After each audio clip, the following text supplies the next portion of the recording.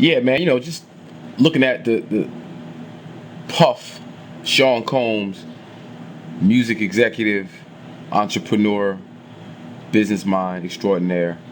Enough respect to Sean Combs, Puffy, Diddy, whatever name you're going by today. I have a tremendous amount of respect for you, brother. I don't think that people understand really your position and what and how you serve artists and serve your personal goal. And I personally don't have it twisted, but my history is a little bit more extensive than most folks in the business, so I see things a little differently. You know, I've known Puff for years, known him. We've done some business together. I Wish, Carl Thomas, Mike City, that whole thing came courtesy of Mike City, who wrote and produced it, and then myself and my partner Tuffy, other half of Channel Live. Our relationship with Carl Thomas, that song came through us. Carl's career took off after that song came out, so we had the honor and the privilege of doing business with Sean Combs, and in that particular situation, I must admit he was very fair. When we saw what the deal memo read and we disagreed with it, we made him aware that we disagreed. We went to him, told him what changes we wanted fixed, and he wanted the record so bad that he said, "Hey, you got it. Tell your attorney to call my attorney with the changes, and it's done." And like he said, man of his word, it was done. So that said, respect to Sean Combs, respect to Puffy.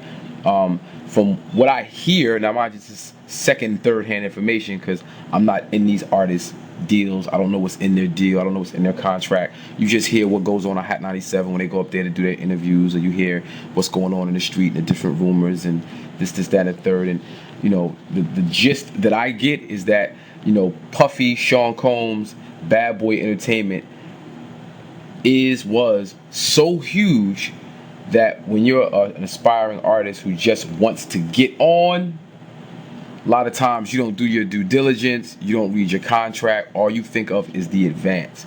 Now, when looking at deals, right, a record deal is a loan. It is a bank loan. That's all it is. When an artist signs for $1.5 million, that 1.5 does not go in the artist's pocket. That 1.5 is dedicated to produce and execute the project. Now, out of that 1.5, the artist may or may not get in advance, right?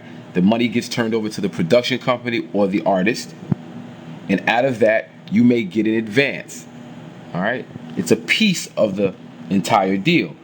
But if you're not on your business, you think that money is your money. It's not your money. It was loaned to you so you would execute a project that would then be sold, and after you recoup the initial money dedicated to the project, you get a small percentage of the profit after. Now, when we look at what goes into building a project, we have a recording fund, we have the artist advance, we have marketing, we have promotion, we have PR, we have, if you do meet and greets, if you get a car service, if you go to the record label and order lunch, when you stay in a hotel, when you get flights, airplane flights, anything that is being paid for by the record label out of your account gets recouped back to that account, right? So you have to pay for all that. When you take a plane, if it's first class, those first class ticket, you have to pay them back, all right? If the publicist gets on the phone and calls overseas to book a press junket for you, that phone call gets charged back to your account. The phone call gets charged back. When you go to the record label and somebody says, "Oh yeah, nah, go in my office and just use the phone," that's being charged to your account, all right? That's business. Now, the reason why it's set up like that is because Bad Boy Entertainment or any record label is usually an LLC or a limited liability corporation. So every business transaction that falls under that corporation can be written off on their taxes so they can get that money back, all right? So Puffy, Jay-Z, Dre, 50, Rosenstein, Rosenberg, Rosenbaum, you get the drift. They are not here to carry you. They are not here to make you comfortable. They are not here to make you successful. They are here to make projects successful so they can be successful as individuals. And I think a lot of folks that do these deals going into it, we don't take all that into consideration. And then when reality sets in, we want to blame Puff, we want to blame Jay, we want to blame 50, we want to blame this one and that one. And in all actuality, we should be looking at ourselves in the mirror and blaming ourselves. Now, the other side of that, well, another part of this is publishing, right?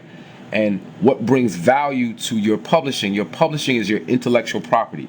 You have the song, right? That's the intellectual property, the actual song. Then you have the record, the CD, the cassette, the wax, the digital download. That's the thing. The thing is being sold, but the intellectual property is something separate. Now, everybody I know raps. I grew up, that's what we do. We rap. That's the culture that we're in. Rapping is a part of our culture. Everybody got bars, but not everybody's making money, right? So if a person like Puffy sees something in you and he extends his value in terms of his relationship, his cosign, if he extends that to you, he is now adding value to your intellectual property or your song that he should be able to recoup. Why should I make you hot and not be able to recoup the value off of my investment? Which if I take the time, energy, effort, my brand, my name, and I'm going to extend it over to you so that you can go sell 1 million albums, then I should be able to recoup some of that value off of it. And that's why Puff might ask for some of your publishing, because that's a way that he can recoup some of the value that he's extended to you through that intellectual property. So understand when you are doing things or you want to get on, like, yo, man, I'm just trying to get on. I'm just trying to get on. Well, there's a price to getting on. And that price might be some of your publishing. That price might be, a very low mechanical rate on your songs because you just worried about getting on. You're not really interested into the final outcome of the business of the project. So, all these things are just things to consider. There is no right way or one way to do anything. You have to do what works for you. But the greatest piece of advice that I could tell you is try to read everything. And if you don't understand, ask questions. There's nothing wrong with having a dictionary. There's nothing wrong with consulting with your attorney and going through your documents with your attorney with a dictionary. So as your attorney is explaining things to you, if he says a word or she says a word that you don't know, you can educate yourself, because that contract, at that point that you sign your name, that contract is your life. And take it from an artist who knows. Once you sign a deal, it's a lot easier to get into record deals than it is to get out of record deals. All right, so you want to be very careful and very wary. I'm very critical. A lot of the folks that we mentioned earlier, and that's just some hip hop rap shit, some creative shit. I'm a conscious MC, so my shit be conscious, and cast it ain't conscious. I like to just get at them. That's just how I do. But aside from all that, on a personal level, Sean Combs has done nothing but treated me with respect. Jay-Z has done nothing but treated me with respect. And I don't look at them as evil people who took advantage of their artists. I look at them as being businessmen who tried to get the most out of the business deal. And I encourage you to look at things the same way. Yeah. My name is Hakim Green, Undeniable TV.